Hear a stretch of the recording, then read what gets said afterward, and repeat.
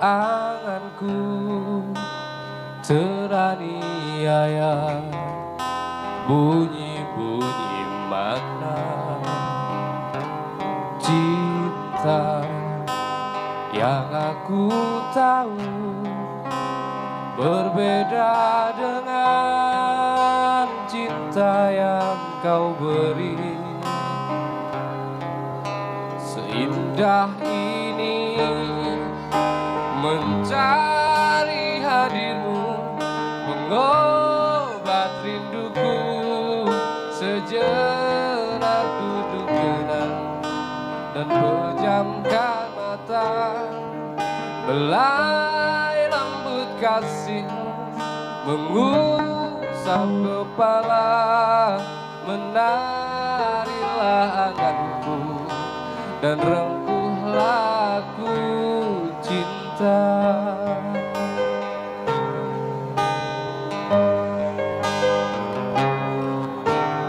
Tak ingin mengalah, melawan lelah, dan takkan berhenti untuk lahir kembali dari matiku setiap hari.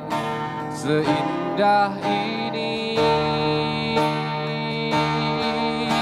mencari hadirmu, mengobat rinduku. Sejenak duduk tenang dan pejamkan mata, belai lembut kasihmu mengusap kepala.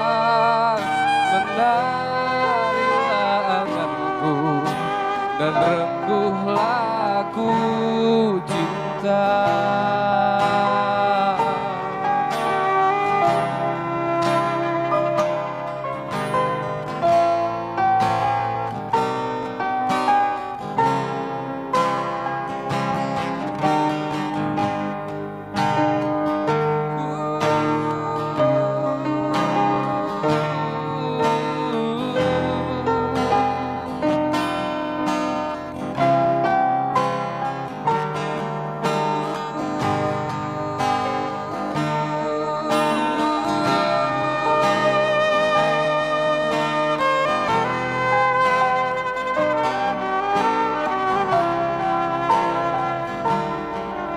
Mencari hadirmu, mengobat rinduku.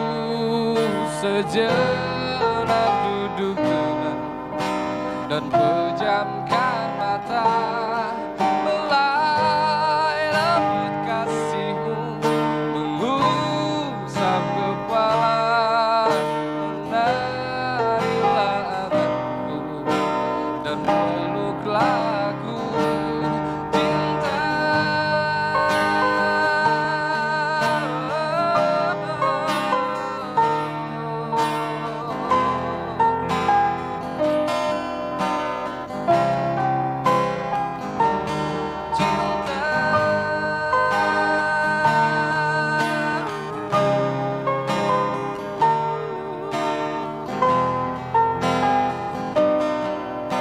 Dan peluklah aku cinta. Yang sudah turut meramaikan obrolan malam hari ini, dan mumpung Mas Abrang masih di sini dan waktu kita di sini juga tidak cukup banyak, tidak seperti malam-malam biasanya. Mungkin nanti ada apa namanya, kita juga harus menjaga keseimbangan itu tadi dengan para tetangga di sini. Monggo dari teman-teman yang hadir mau merespon, sharing atau tanya, silahkan. Monggo. Satu, oh.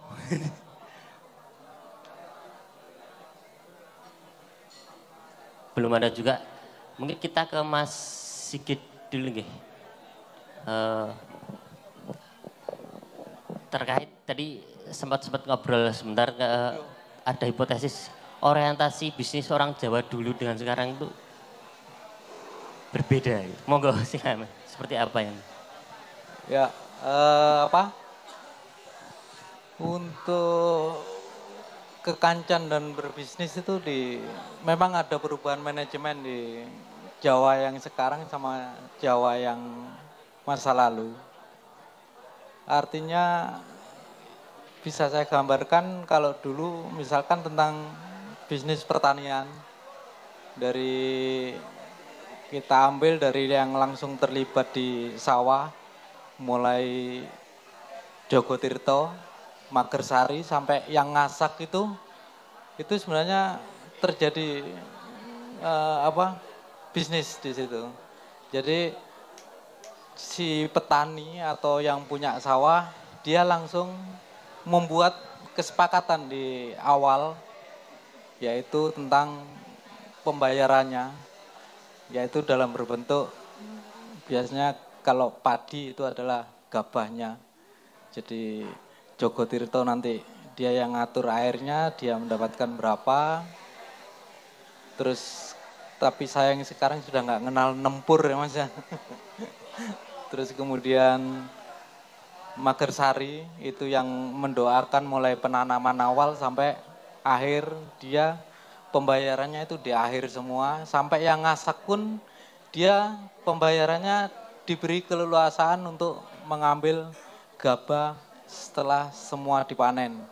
Jadi di situ yang terjadi adalah pertama komunikasi, kekancan, nonggo, tetangga, dan kemudian masalah uang memang seperti Mas Abrang tadi itu adalah efek dari semua kejadian kesepakatan awal tadi. Nah kalau di Jawa yang sekarang itu terjadi pergeseran, semuanya tidak dibangun dari sebuah kesadaran untuk kesepakatannya, tapi kayaknya emosi Mas. Sekarang emosi untuk mendapatkan apa dan yang lebih besar, lebih monopoli lah sekarang. Jadi keterangan tentang kekancan atau berbisnis pun di Jawa sebenarnya ada pergeseran juga. Makasih. Jadi awalnya memang lemah di perjanjian itu atau seperti apa? Kalau Mas Abrang bilang tadi kan orang Jawa itu lemahnya di perjanjian awal. Sebenarnya perjanjiannya itu kalau sekarang kan langsung ke nominal, dan itu orang Jawa memang saru kalau bicara tentang langsung nominal. Jadi pembayaran awal atau kesepakatan awal itu memang langsung ke barang. Masalah nanti dijadikan uang atau jadikan apa itu urusan dari yang sudah menerima kesepakatan tadi.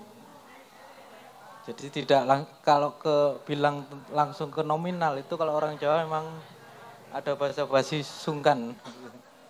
Tapi kalau langsung barang dan dia langsung mengambil sendiri untuk mendapatkan barang dari kesepakatan, itu mereka lebih bisa. Jadi manajemennya yang berubah sekarang. Kalau dulu indikator kontribusinya terhadap tim itu berupa barang. Mungkin Pak Munir ada respon.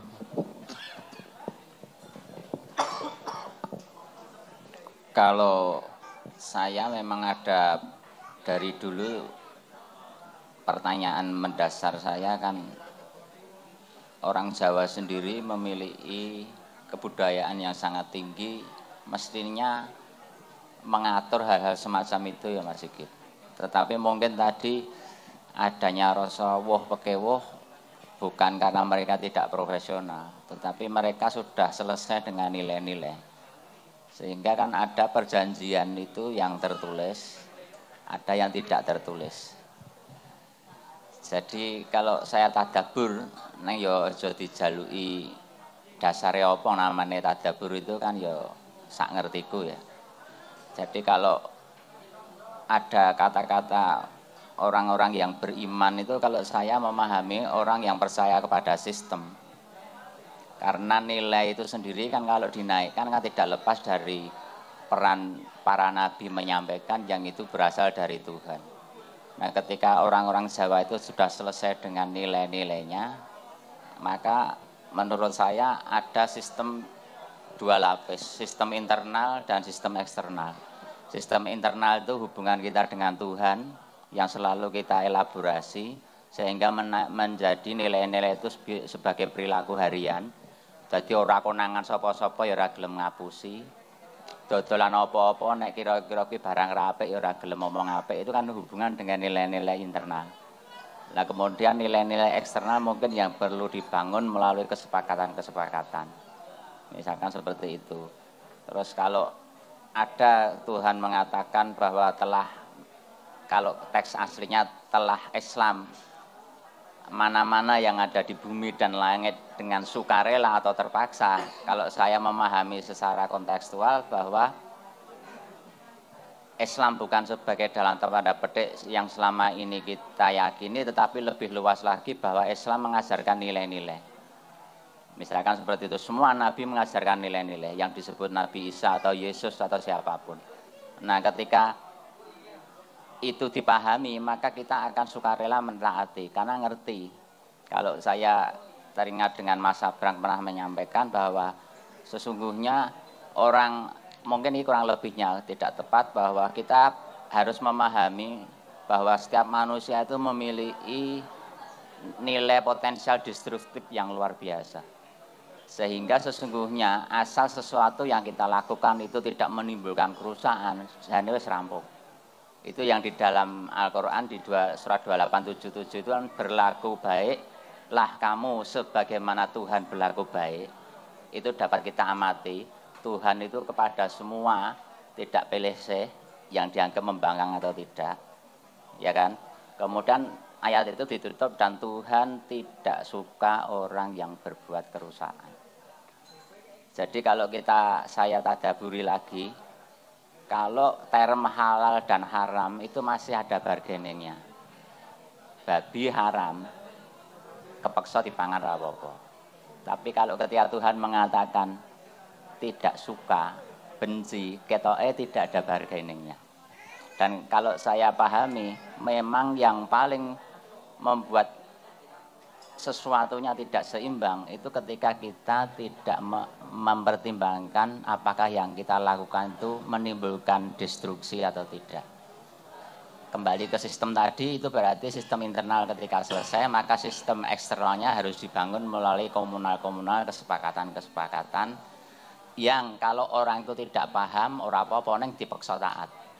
Misalkan kalau kita di Bandara Cengkareng itu sanggon ora masalah. Begitu mendarat di Chiang Mai Singapura ora wani itu karena apa? Tegas.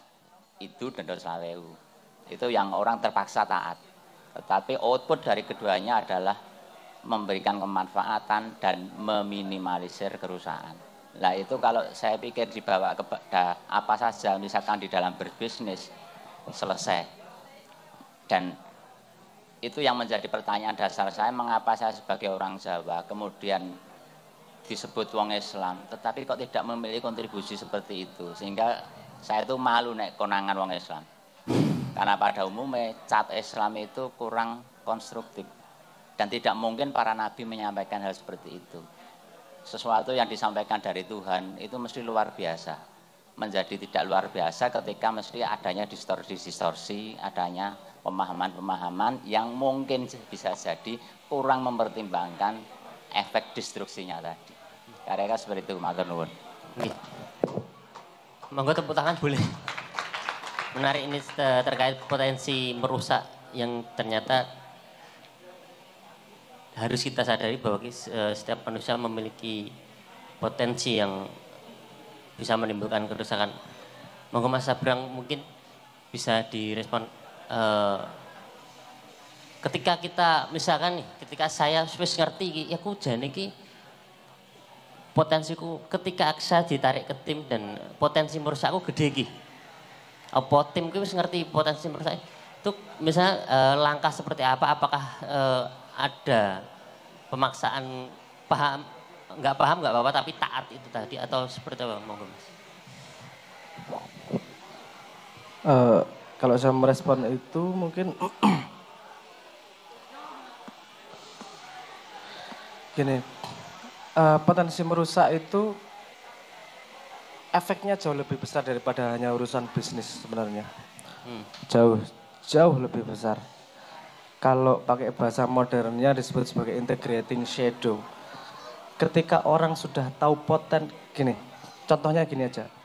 Kalau kamu gendong anak kecil, pasti sangat hati-hati. Gendong anak kecil pasti sangat hati-hati dan dia punya respon sedikit gimana, kamu pasti sangat awas kepadanya. Kenapa? Kamu jalan hati-hati ndase ra kejeduk, dia ngek gitu dikit, iki ngopo ki? Kangen mboke apa nyesel ndelok bapake? Misalnya gitu kamu langsung punya beberapa teori-teori untuk menjelaskan itu karena kamu jadi sangat sensitif terhadap itu. Kenapa? Karena kamu punya sadar bahwa kamu sangat bisa merusak sesuatu yang sangat fragile ini, sangat-sangat rapuh ini, bayi yang kecil ini. Nah, orang kalau tidak mengetahui potensi terburuknya, bukan dia harus melakukan ya. Dia, ngomongnya dari sudut pandang mana ya. Saya tak keluar dari bisnis ya, dalam seserawungan nih. Kalau kamu tidak punya potensi bahaya, kamu akan lebih sedikit dihormati orang lain. Kenapa? Karena kamu tidak berbahaya. Misalnya anak kecil sedang mainan, pasti ada yang bully, ada yang membuli misalnya gitu. Si bully pasti ngetes nih. Pertama disenggol, orang nesu. Di jenggung dasi, orang nesu. Di bandem, orang nesu. Pancal dasi, nesu. Oke, ketika dia sudah nesu, sudah berhenti nih. Karena dia sudah menunjukkan potensi bahayanya. Nah ini dari psikoanalitik sebenarnya sudah ditulis sama Carl Jung namanya, Carl Gustav Jung. Itu integrating shadow, di mana kamu mengetahui posisi terburukmu, potensi terburukmu. Sehingga ketika kamu melakukan sesuatu dalam kehidupan, kamu sangat berhati-hati terhadap kehidupan seperti kamu hati-hati sama bayi. Seperti saya ngomong ketika kamu seperti megang bayi itu loh. Jadi kamu melakukan segala sesuatu, saya merusak enggak ini ya? Saya ini merusak enggak ya? Jadi sangat sensitif hidupnya. Kenapa? Karena kamu tahu potensi terdalammu, kamu bisa jadi monster nih. Dan setiap orang punya potensi untuk menjadi monster. Orang yang tidak mengambil dirinya yang di neraka itu, shadow, yang dijaga Anubis atau dijaga siapalah, kamu mau pakai perspektif mana. Kamu ngambil potensi terburukmu dan kamu tahu bahwa kamu tuh monster yang bisa keluar kapan saja. Nah itu orang yang tidak punya awareness itu, yang tidak punya kewaspadaan itu terhadap dirinya, relatif lebih sembrono melakukan segala sesuatu. Orang yang sudah mengintegrasikan itunya, orang akan bisa melihat tanpa sadar, orang akan bisa melihat bahwa orang ini punya potensi bahaya. Yang keluar dari dirinya adalah wibawa kemudian. Karena orang hati-hati, iki iso bahaya, iki iso monster. Iki. Wibawa itu bukan orang yang diem, orang-orang sing yo kaya caleg-caleg lah. Yo enggak semua caleg, kebanyakan bapak-bapak, orang-orang gitu. Orang yang bisa melihat bahwa iki wong sing iso dadi monster ini, tanpa sadar, bawah sadarnya ngeliat itu. Jadi aku hati-hati handle dia ini. Yang keluar dia tanpa ngomong apa-apa, orang udah bisa merasakan potensi monsternya. Dan dia pasti menavigasi hidupnya, dia berlaku pada hidupnya dengan sangat hati-hati karena dia tidak mau menjadi monster itu. Kadang-kadang kita menghindari imajinasi buruk. Padahal kalau imajinasi buruk terhadap diri kita, itu kan belum manifestasi. Kita harus kenal diri kita sampai, aku iso ora yo mateni wong yo. Aku iso ora yo ngampleng wong yo. Oke, kalau saya mungkin membunuh orang, itu pada posisi kemarahan seberapa ya? Kok misalnya gini, misalnya kamu baca cerita tentang Nazi. Terus dia mengumpulkan orang, terus membunuh orang di camp misalnya gitu. Jangan lupa yang melakukan ini bukan setan-setan loh, yang melakukan ini manusia juga loh. Manusia kok bisa sampai melakukan seperti itu gimana ya? Mungkin enggak ya saya melakukan seperti itu? Pada kondisi seperti apa saya bisa melakukan seperti itu? Ketika kamu sudah mencoba mensimulasi dirimu terus iso nek aku nesu banget iso aku mateni wong. Kamu akan menjaga dirimu jangan sampai menjadi sangat marah agar tidak keluar demit itu dalam dirimu. Orang yang tidak kenal demitnya dia akan berlaku sangat sembrono. Orang yang wis kenal demitnya hati-hati banget uripe. Kenapa? Karena dia takut demitnya keluar dan dia jadi setan dan jadi potensi terburuknya dia tersebut. Jadi itu sangat-sangat berguna dalam hidup untuk mengenal potensi dirimu yang terburuk itu. Karena itu semua orang punya potensi untuk destruktif terhadap sekitarnya, terhadap lingkungannya. Kamu tidak, yang putri-putri ya, kamu tidak membayangkan daya destruktif merengutmu pada suamimu. Wah, gue suami ini wis kerja ngelembur 3 hari, yuk Bali, Malang krek, gawe kopi dewe. Wah, kuwi destruktif neng bojo kuwi mbok arep jenderal wis selesai kuwi. Ora kanggo jenderal, aku mengurusan kopi wae. Gitu. Itu tapi istri yang hati-hati, dia akan tahu benar manage bagaimana dia handle suaminya agar tidak terjadi destruksi seperti itu. Nah, ketika orang punya kesadaran seperti itu akan termanage nih lingkungannya. Karena dia tidak perlu dikontrol oleh lingkungan, dia sudah dikontrol oleh dirinya sendiri. Yang keluar adalah potensi dirinya yang memang dia tahu dia keluarkan yang mana. Itu bagian dari tingkat kesadaran manusianya sendiri itu sebenarnya. Itu karena berlaku dalam kehidupan sehari-hari, pasti juga berlaku dalam bisnis. Berlaku dalam permainan sepak bola, berlaku dalam apa, karena itu dirinya. Ketika dirinya menjadi berperan jadi apa, dia jadi lebih presisi memperlakukan dirinya. Jadi menurut saya sangat penting mengetahui demon, mengetahui demit, setan dalam dirinya. Aku iso mbleh wong nek aku nesune saene. Dia akan sangat menghindari keadaan itu. Karena dia tahu persis koordinat dia menjadi demit itu seberapa. Nah, orang yang sudah mengetahui itu, sorot matanya beda. Bobotnya beda. Itu bawah sadar. Karena yang di atas sadar paling 89% yang kita sadar input masuk fakta ini. Yang menjadi makna. Lainnya bawah sadar semuanya. Ini bawah sadar kita akan bisa mengenal orang-orang seperti itu. Ini kenal demite. Dia akan lebih dihormati. Dia akan lebih punya, karena dia punya potensi bahaya itu tadi loh. Gini aja lah. Nek kowe ribut karo anak polisi kan lu hati-hati. Yeah. Karena wedi punya potensi bahaya nek bapake teko nang omahku njuk karo pasukan coklat aku gawat iki. Karena kamu tahu potensi bahaya itu kamu handle-nya lebih hati-hati. Nah, setiap orang punya potensi bahaya itu. Orang yang sudah kenal potensi bahayanya akan terpancar dalam dirinya bahwa ini chaos bisa jeblok kapan saja ini tanpa sadar. Tapi jadi kita handle-nya lebih hati-hati pasti pada orang tersebut. Efeknya rasa hormat, efeknya kemudian lebih santun dan seterusnya lah. Orang yang harmless, yang tidak mengetahui demitnya, itu enggak berbahaya dan gampang dibully dalam tanda petik. Kalau orang yang tahu demitnya, itu enggak gampang dibully karena orang sudah sensing nih, ini ono sing demit siap metu kapan wae nih. Justru dilihat dari kehati-hatiannya berperilaku, bukan dari kesembronoannya berperilaku. Justru terbalik itunya. Tapi itu membahas itu lebih dalam itu psikoanalitik bawah sadar. Jadi rodok ruwet lah.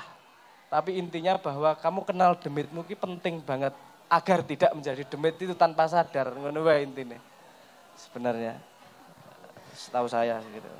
Boleh tepuk tangan para demit. Enggak jadi. Oke. Monggo dari hadirin. Oh, maju Mas, langsung Mas. Maju. Oh, situ aja.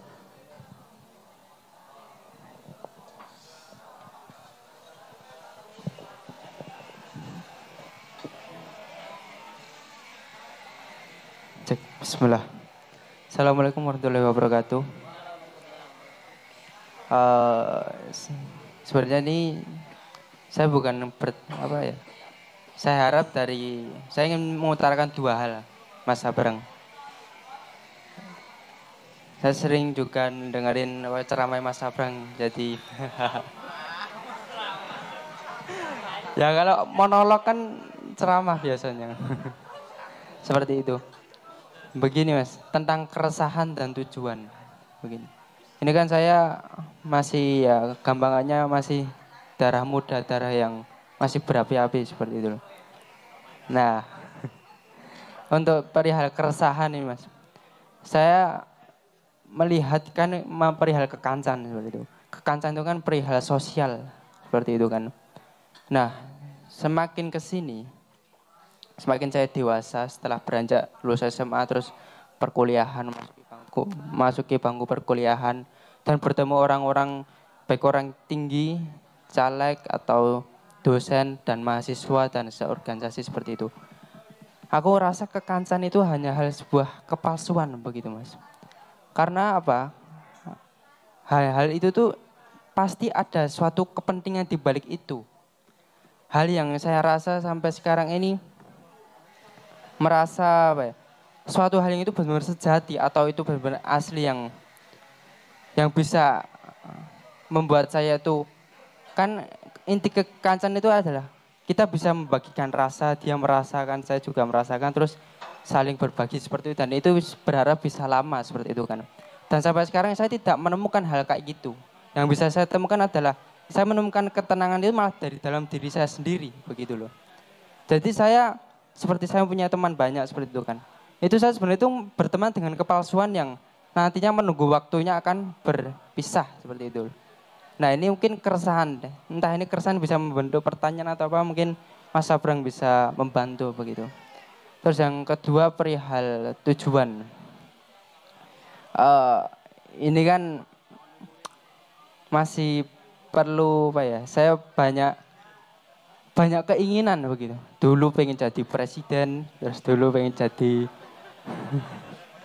jadi apa ya, yang ingin gerak di pemerintahan, ingin jadi orang berkarya lah seperti itu, ingin atau mungkin hanya menikmati kayak advent apa film di back to kembali ke alam atau yang ingin menyendiri seperti ingin tenang kayak gitu kehidupan. Dan sampai sekarang ini masih mencari hal yang utama yang perlu saya cari dari tujuan saya itu apa seperti ini. Ini saya masih apa ya? Masih hambar belum menemukan satu titik yang benar-benar itu harus kutuju begitu. Seperti itu. Maaf, usianya?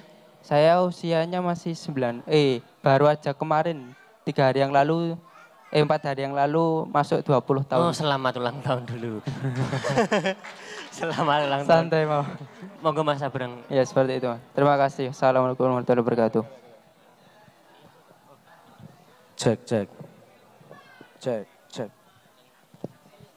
Jelasin nanti. Cek. Cek 1, cek 2. Milih yang mana? Nomor berapa ini? Ora tadi pilihan ora enak. Anda umur 20 tahun Mas ya? Santai Mas. Anda masih belajar ngaceng itu posisinya. Cangkem ora enak banget. Ya ora. Yo saya ini dalam pakai kosakata pakai kosakata pertemanan Mas ya. Ojo nesu Mas. Gini, 20 tahun ora apa. Gini, pertama begini. Mungkin saya pakai refreshing, saya pakai mencoba mendefinisikan dengan cara yang lain. Teman ngopo sih kekancan meng dimanfaatke kok. Kadang-kadang gitu ya. Ada kalimatnya seperti itu. Tapi ada logik yang bertabrakan ketika orang ditanyain, kamu hidupnya ngapa? Hidupnya pengen bermanfaat. Terus kalau dimanfaatkan orang lain terus nesu. Piye ta jane kowe iki?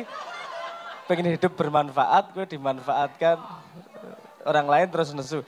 Mungkin maksudnya bukan itu ya, maksudnya ketika kamu merasa termanipulasi oleh sebuah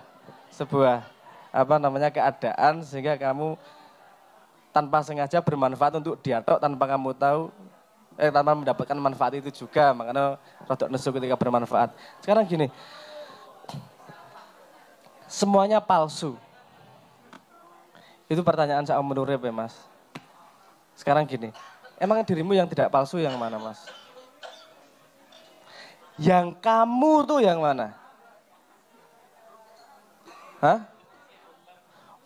Ruh kita intangible, gue konsep yang gue krungu-krungu suka mbah-mbah gue. Ya, kamu juga ngambil dari mbah-mbah tuh. Kamu dengar kata ruh dari mana? Nah, ngadopsi juga tuh dari Quran tuh. Yang mana ruhnya di mana? Di kepala, di kuping atau di dada atau di Hah? Di akal? Memahami diri. Oke. Karena gini, misalnya badanmu, itu tak sampluk, tak silet, tak obong tanganmu kira-kira bengok ra gue. Nesu ya. Nesu. Tapi itu kamu atau bukan sih? Kenapa kamu marah? Katanya bukan kamu. Bagian dari kamu. Tapi itu benar milikmu, Bo. Oh, orang ngomong sing dhuwur-dhuwur ya. Gini aja lah. Kamu kan lahir kecil nih. Itu aja disumbang oleh bapakmu dan ibumu. Sama ibumu disumbang telur. Sama bapakmu disumbang uang udara. Uang udara ki bahasa Inggris lah. Uang ki bahasa Inggrisnya apa? Udara ki air ya. Jadi uang udaranya bapakmu, air money bapakmu disumbang bapakmu, disumbang ibumu. Bukan punyamu. Kamu lahir kecil. Terus kok bisa jadi gedenya segini? Karena kamu ngumpulin dari sekitarmu. Ngumpulin tempe, ngumpulin sego, ngumpulin kopi, ngumpulin susu ibu, ngumpulin susu ngumpulin pokoknya ngumpulan dari luar dalam dirimu untuk membangun dirimu. Berarti itu kan yang kamu kumpulkan seumur hidup. Tetap bukan dirimu, kan ya? Ini kita ngomong kepalsuan dulu. Terus akalmu juga yang dirimu yang mana? Bahasa kamu belajar dari lingkungan, dari orang tua, konsep belajar dari guru, dari baca buku. Lu sing yang kamu yang mana? Bukankah itu semua palsu kalau ngomong aku dan kamu? Jangan-jangan intinya bukan pada asli dan palsu. Nah, saya ingin mencoba mendisposisi bukan mendekonstruksi sih, membuat case dari situ. Kalau kamu ngomong semuanya palsu kok, nggak ada yang asli. Kasih saya contoh satu hal yang asli menurutmu itu apa? Saya sendiri, ya kamu tuh yang mana? Orang cuma kumpulan tempe sama denger-denger dikumpulin jadi konsep kok. Saya kasih contoh gini aja lah. Kamu kalau mandi sabunan mana duluan? Hah? Badan duluan. Kenapa kok badan duluan? Bener bahwa kamu mikir, karena saya sabunan yang terdekat adalah badan, berarti saya sabunan duluan badan. Pernah mikir gitu? Ya otomatis wae itu. Ya karena kebiasaan diajari ibumu. Sabunan itu bukan dirimu loh. Sabunan mandi aja, turunan dari ibu. Makanya saya tanya, yang asli itu yang mana sih sebenarnya? Karena ini bukan statement itu bukan statement sederhana. Kita seumur hidup mencari diri sendiri, mencari yang asli kita itu seberapa. Jangankan urusan teman, urusan diri kita sendiri yang asli mana aja kita nggak tahu. Jadi maksud saya jangan konsentrasi pada hal-hal yang memang sangat berat. Wis kekancan. Anggap kekancan itu sebagai sebuah bentuk katalis. Sebagai sebuah bentuk bagaimana adalah potensi ilmu yang bisa diambil untuk menumbuhkan dirimu. Untuk semakin mengetahui mana yang asli, mana yang enggak. Kalau kamu berangkat dengan kecurigaan. Yang terjadi adalah kamu pada posisi fight or flight. Nek bahasa psikologinya ya. Kecurigaan tok. Isine konsentrasimu adalah bagaimana kamu bertahan hidup dalam keadaan tersebut, bukan mengambil pelajaran. Kenapa Islam ngajarke kusnudon berprasangka baik? Karena ketika kamu berprasangka baik, mesin yang berlaku adalah rest and digest. Beristirahat dan mengunyah ilmunya. Kapusan itu kenyataan hidup, Mas. Wes toh? Kowe pacaran ping pira? Wis tau pacaran lho. Wis tau pacaran. Kapusan ping pira, Mas?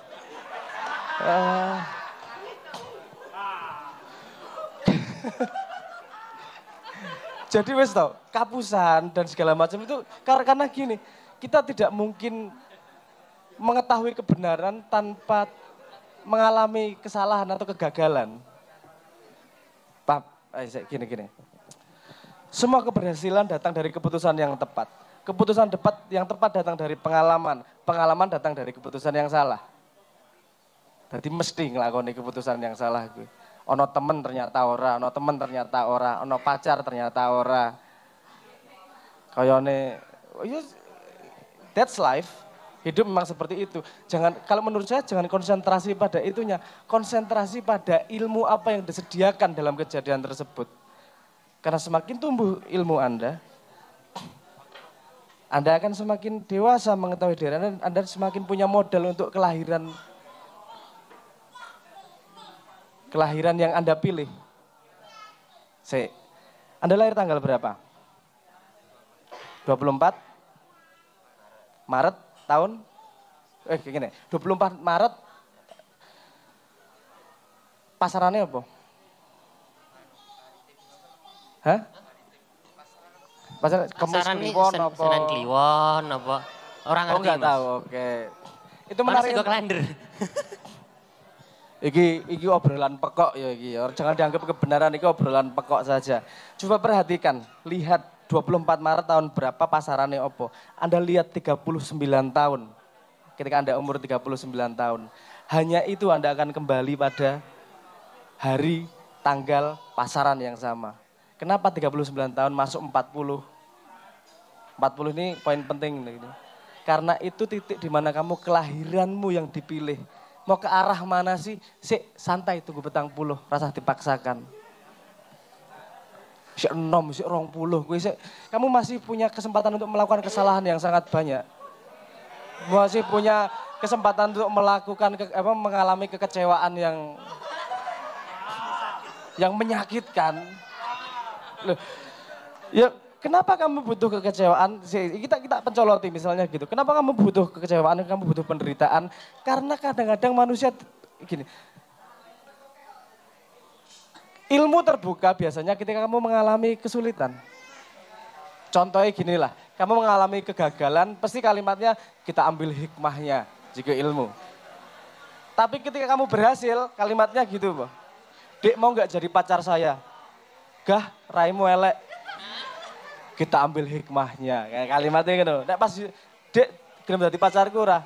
Ya ayo Mas, ora apa-apa yo. Kalimat berikutnya ambil hikmahnya atau tidak? Ora atau nalurinya. Padahal itu potensi ilmu juga tuh. Kenapa kamu butuh mengalami kadang-kadang hal-hal susah-susah seperti itu? Karena agar kamu acute nih, agar kamu orientasi pada ilmunya semakin tajam nih.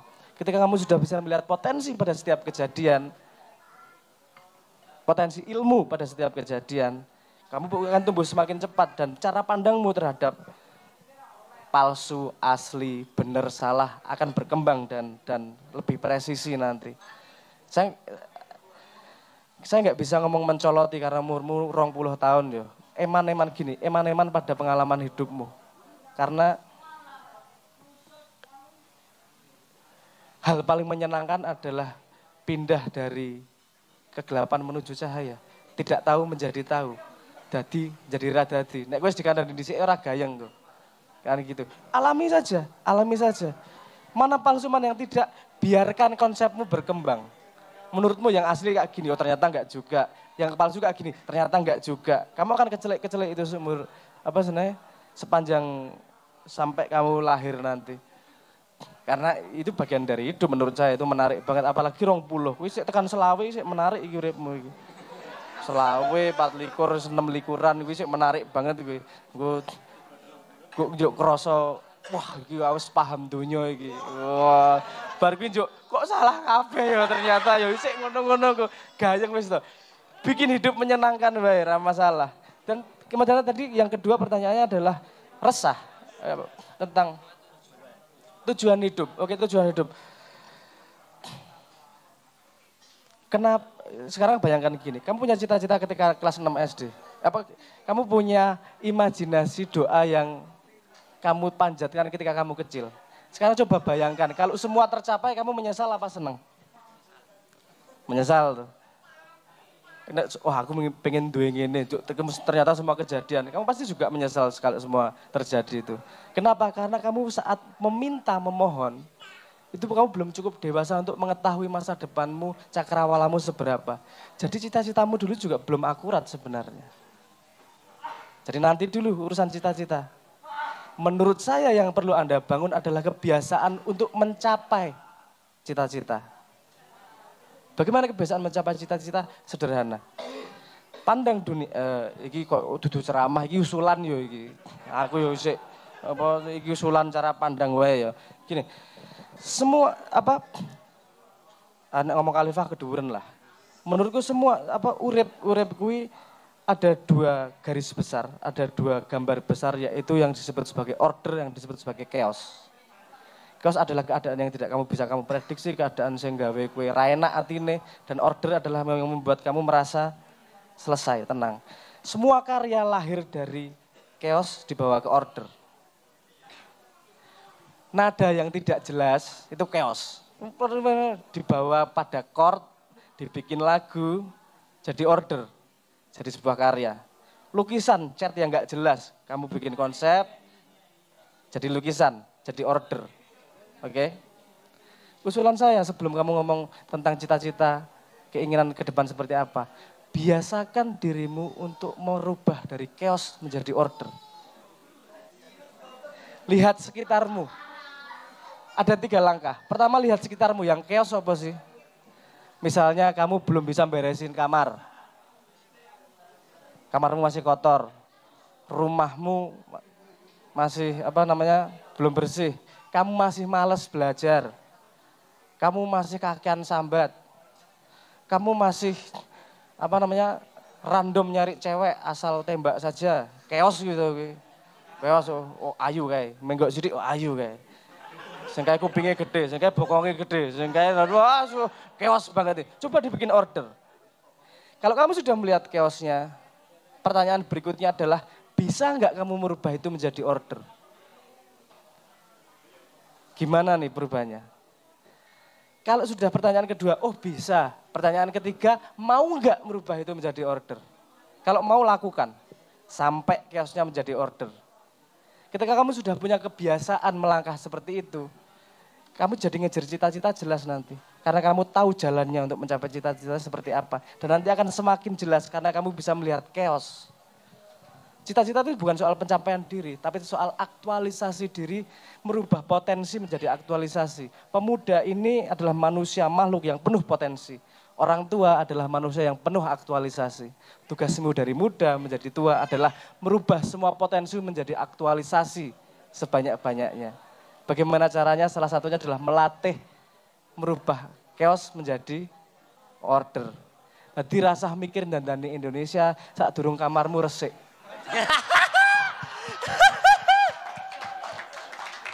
Gitu ya. Ya Pak paham maksud saya.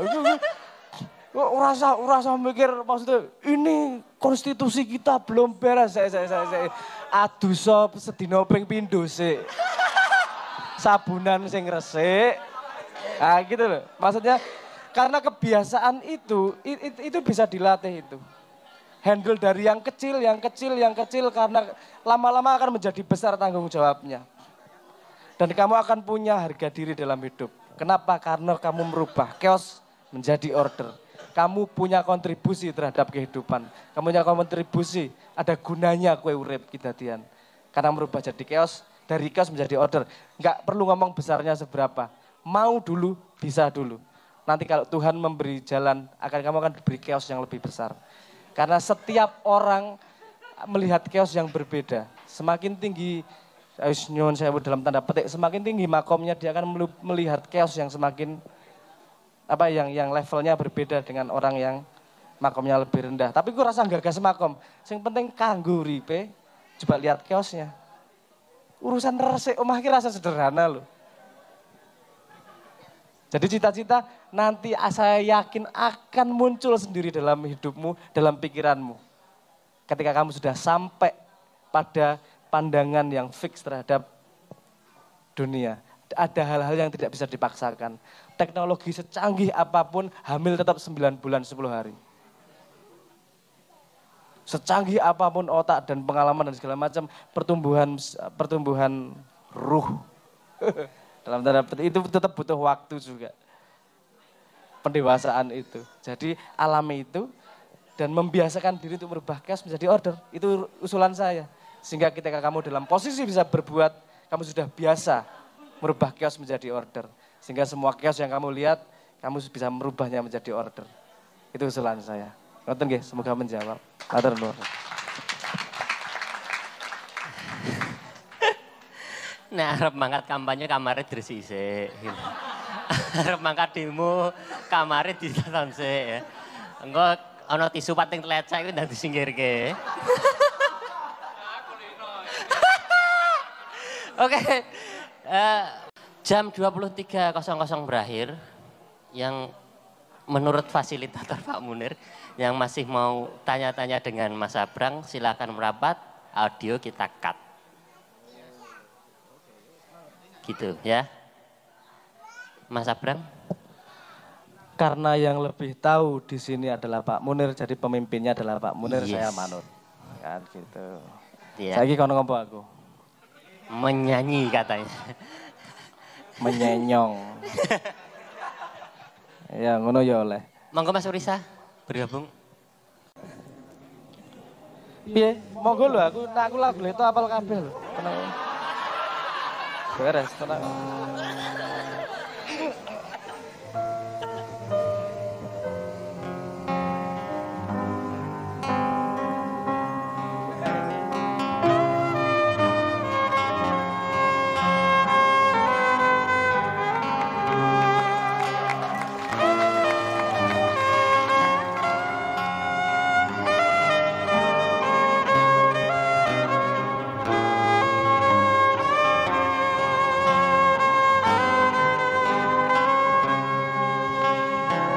Cuma arek skode.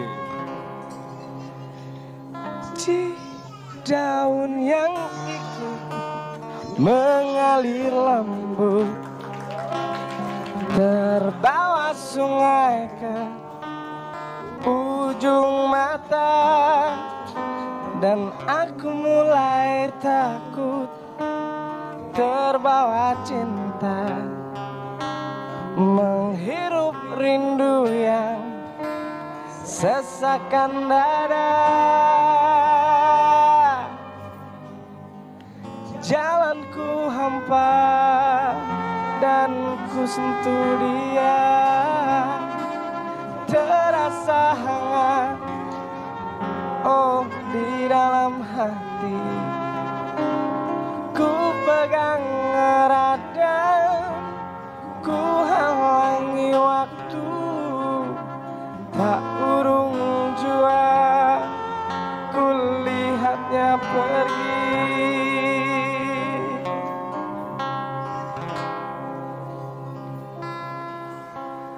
Tak pernah ku ragu dan selalu ku ingat keringan matamu dan sentuhan hangat. Ku saat itu takut mencari makna, tumbuhkan rasa yang sesakan dada. Kau datang dan pergi, oh begitu saja. Semua ku terima apa adanya, mata terpejam dan hati menggumam. Di ruang rindu kita bertemu.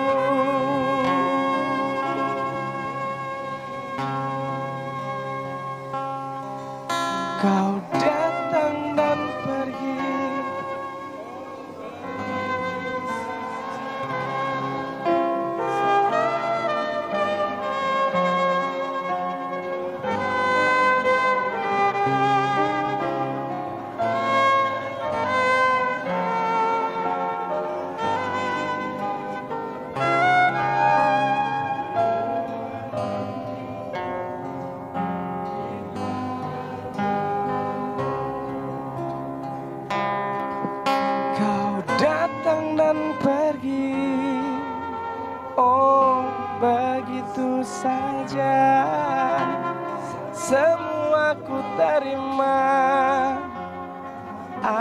apanya, apa adanya.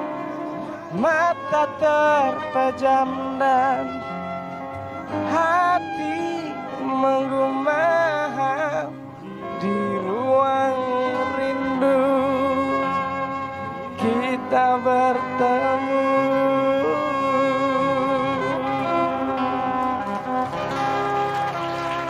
Matur nuwun.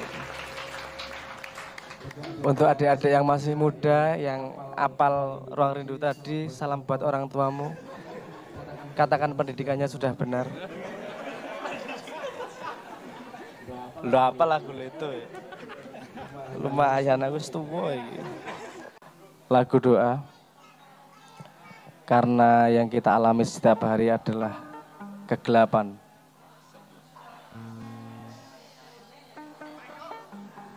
Satu menit dari sekarang aja kegelapan kita nggak tahu. Tapi kalau kita optimis pada cahaya, matahari akan terbit tanpa diperintah siapapun. Karena memang sudah waktunya terbit. Percaya sama yang bikin.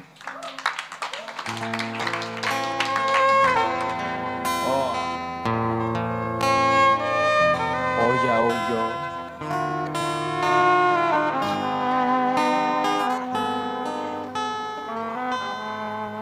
Ku teringat hati yang bertabur mimpi.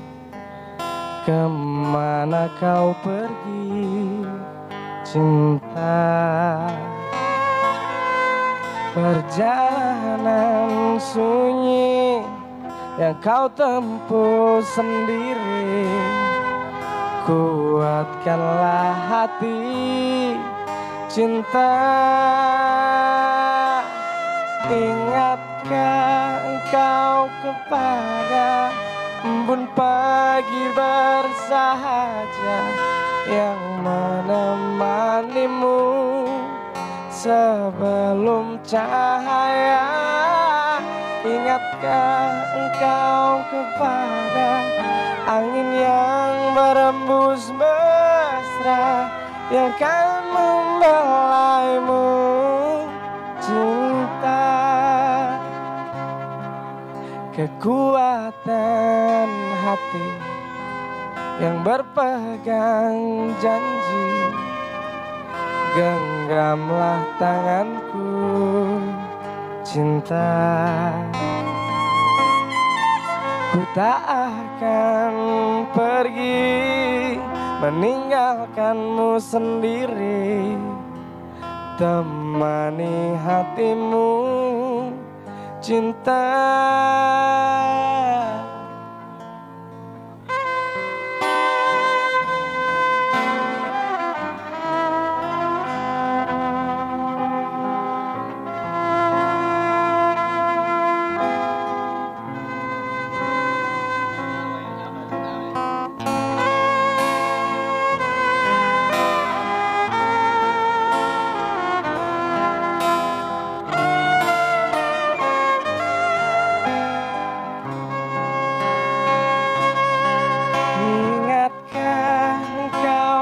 Pada embun pagi bersahaja yang menemanimu sebelum cahaya. Ingatkah engkau kepada angin yang berembus mesra yang kan membelaimu, cinta? Ku teringat hati yang bertabur mimpi. Kemana kau pergi, cinta? Perjalanan sunyi yang kau tempuh sendiri. Kuatkanlah hati, cinta. Ingatkah engkau kepada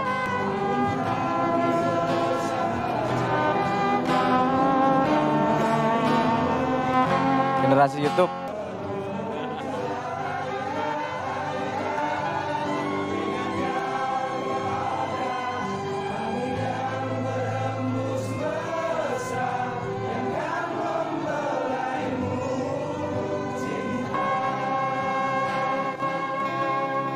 Ilingo sliramu marang embon enjang kang prasaja kang nganti sliramu tumekaning cahya. Ingatkah engkau kepada angin yang berembus mesra yang kan membelaimu cinta, kan membelaimu.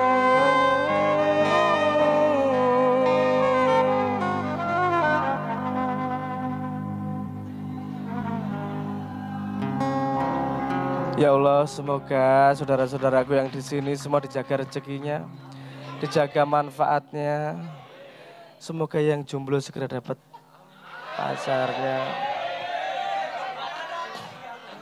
Semoga warung ini dijauhkan dari tukang utang yang terkutuk. Dan semoga semua bisa menjadi cahaya untuk sekitarnya. Amin ya rabbal alamin. Assalamualaikum warahmatullahi wabarakatuh. Oke, ini sudah pukul 23. Jadi acara launching kopi saset kahwa sudah berakhir. Semoga doa-doa dari Mas Abrang tadi segera diijabahi. Amin, nggih. Yang punya warung. Ya, jadi terima kasih atas kehadirannya pada malam hari ini, baik teman-teman semua, entah dari rumah yang jaraknya jauh atau dekat, semuanya tersambung di sini. Semuanya belajar bareng tentang bagaimana profesionalitas dan kekancan bisa dijadikan satu dalam satu cangkir. Sangat bisa. Seperti apa yang disampaikan Mas Abrang, tergantung kesadaran peran masing-masing. Kita tutup acara malam hari ini dengan tepuk tangan yang meriah dari para hadirin. Akhir kata, Assalamualaikum warahmatullahi wabarakatuh. Yang masih mau bertanya, silahkan mendekat. Karena sound system akan segera dimatikan.